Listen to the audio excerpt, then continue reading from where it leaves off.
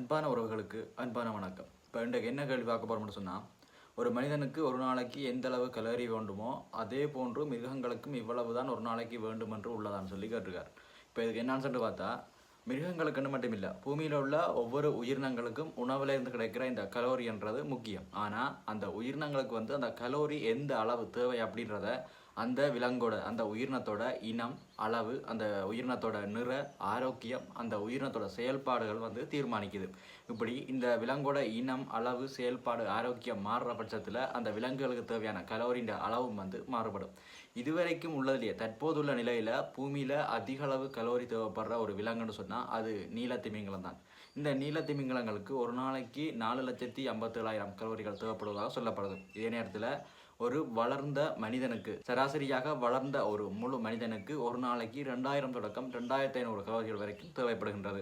நீலத்திமிங்கலங்களோட மனிதனுக்கு தேவையான இந்த கலோரியை ஒப்படைக்குள்ள மனிதன் எடுத்துக்கொள்கிற அந்த கலோரி அப்படின்றது இந்த நீலத்திமிங்கலங்களோட சிற்றுண்டின் அளவுக்கு கூட வராது.